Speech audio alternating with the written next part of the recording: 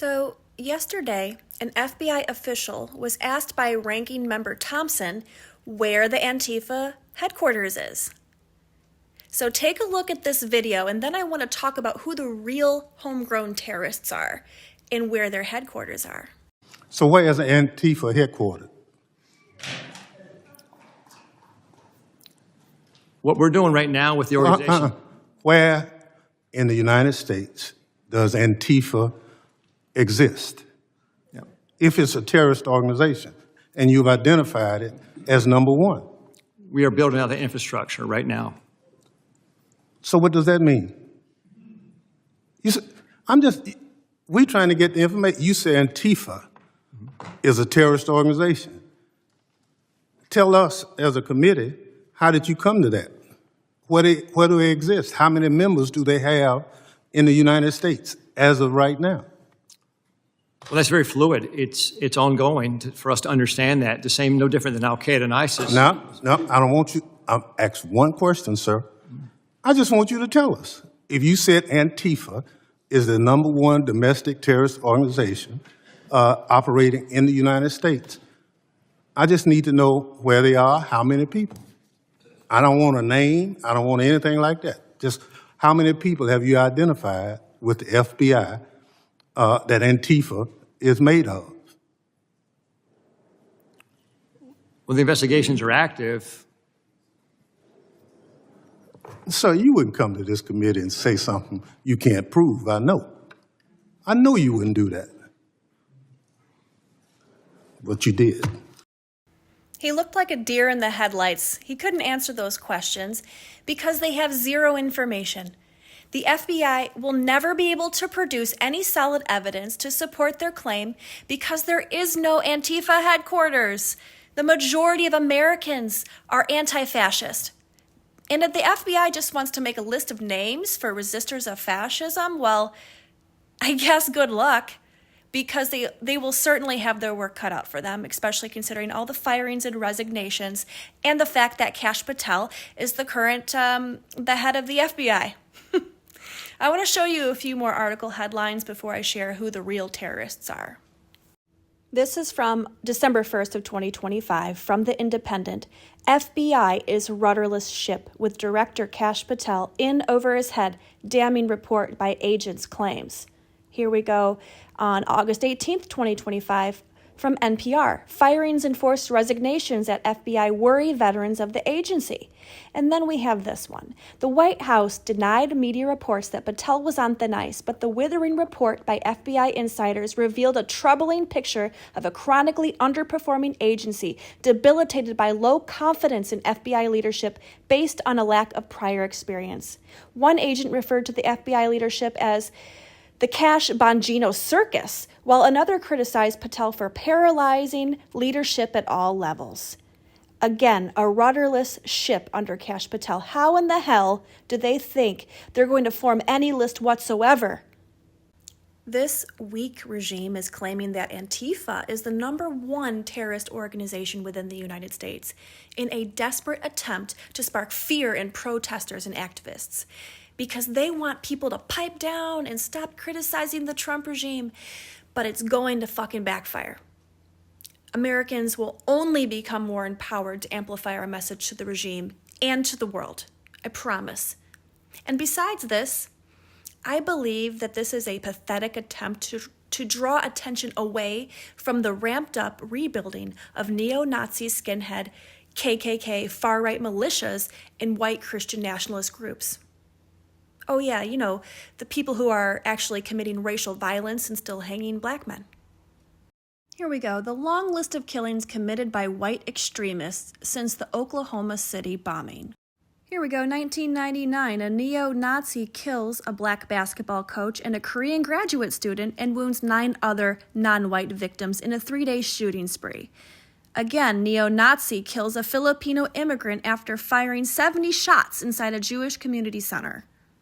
Here we are, 2008, Jim David Atkinson shoots and kills 2 people during a children's performance at a church because he wanted to target individuals who had voted for liberals and Democrats. 2009, neo-Nazi Keith Luke rapes and kills an immigrant and then kills a 72-year-old homeless immigrant.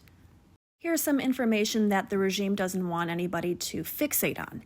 It's that white supremacists are behind over 80% of extremism-related U.S. murders, and this was in 2022. And here we go. February 2025, from The Independent, violent neo-Nazi group is silently rebuilding in the U.S. and telling followers there are only military solutions.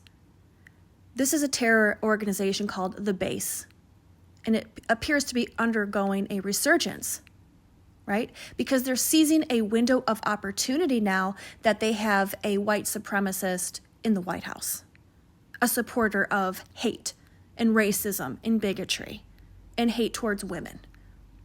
Yeah? So they feel like they are empowered. They can come out and, begin to terrorize people. So let's jump into the article. The Base, which was formed in 2018, is a terrorist organization in several countries, and they've undergone a resurgence due to the new Trump administration. The group has been subject to years-long FBI counterterrorism investigations. And since 2022, they've been relatively quiet. The founder and leader of this group is former U.S. Special Forces contractor Ronaldo Nazzaro, who is believed to be in Russia. Wow, imagine that. And he was recruiting and reorganizing ahead of the 2024 presidential election. So unfucking believable. These are the terrorists, my friends. All right, I'm going to show you guys something else. This is the hate map made by the Southern Poverty Law Center. It's interactive, and it tracks hate and anti-government groups. And you can go over to the filter by, and you can filter by ideology. You see some of the options that you can click on here. Anti-Muslim, right? Ku Klux Klan, racist skinhead, neo-Nazi. The list goes on. Or you can click on Find a State. And I want you to take a guess which state has the most hate groups. It's Florida, with 100 hate groups. And I'm just going to scroll down and show you some of these. And it would be a good idea for you to check your own state, because every single state in the United States has hate groups. So I would consider these groups terrorist groups. Most definitely. Oh, lots of Moms for Liberty. Look at that. Tons. Okay, more of the anti-government groups, the tactical militia groups. And let's see what else. Anti-Semitism again, yeah? And here you can zoom in to the state and click on any area and, get the demographics there in that area. Here we are. Neo-Nazi. Another neo-Nazi. Racist skinhead. United Skinhead Nation. Wow. Besides the groups that we just talked about, we know that ICE is the biggest terrorist organization inside the United States right now. They're the ones.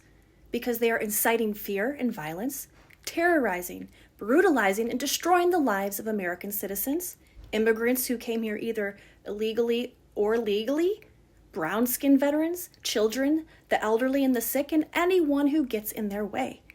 They're the terrorists. So when the Democrats are in power again, I want these groups to be laid out.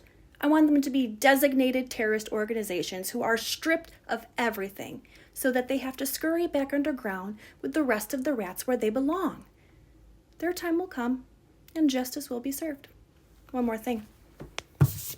I was given my Antifa terrorist card on September 5th at a peaceful rally where we were advocating for justice, equality, and democracy. And I got a free dessert while in DC with this card. Fuck ICE and the rest of this compromised fascist regime. Time is running out for them.